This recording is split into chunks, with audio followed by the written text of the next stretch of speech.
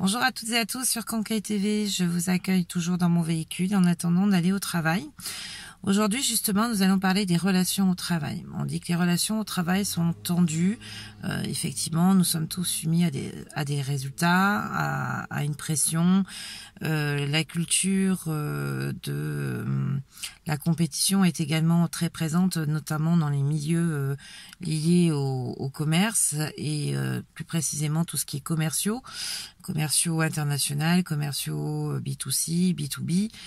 Et cette compétition fait que nous nous usons au travail. Or, nous sommes un petit peu également, en tant que salariés, responsables de cette situation. Pourquoi ? Parce que tout simplement, nous ne savons pas dire stop, nous ne savons pas dire ça suffit, nous ne savons pas dire quand nous sommes fatigués au bout du rouleau. Résultat du compte, c'est nous qui trinquons. C'est le burn-out assuré à un moment donné. Nous ne rendons pas service à un dirigeant quand nous ne lui laissons croire qu'avec le temps de travail que nous avons, nous pouvons assumer la tâche qui nous est impartie. Il faut savoir à un moment donné dire stop, dire alerter, dire que le rythme qui nous est donné n'est plus possible. Alors on pense que c'est compliqué parce qu'on a peur, surtout actuellement avec le chômage, on a tous peur de perdre notre travail et résultat du compte, eh bien on continue à faire sans trop tenir compte de notre corps. Or, un chef d'entreprise a tout à gagner à voir que son salarié est capable de lui expliquer où sont ses limites et d'être force de proposition. Il a d'autant plus tout à gagner que si on est capable de lui exprimer cette difficulté, le fait que, par exemple, nous en sommes à avoir un travail qui est un équivalent temps plein et la moitié d'un autre temps plein ou plus, c'est aussi savoir l'alerter sur le fonctionnement de l'entreprise.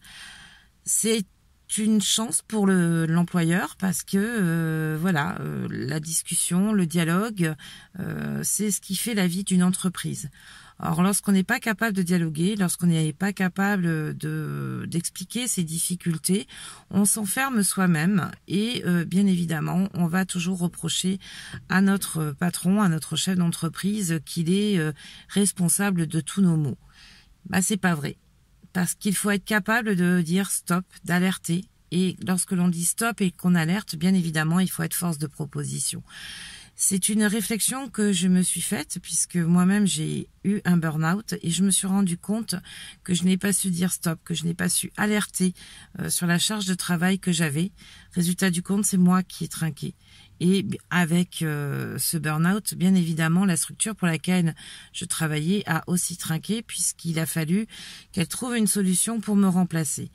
Alors prévenir cette fatigue, prévenir sur ce travail important, c'est aussi se montrer responsable et montrer que l'on est capable d'évaluer ce que l'on a et ce que l'on peut faire.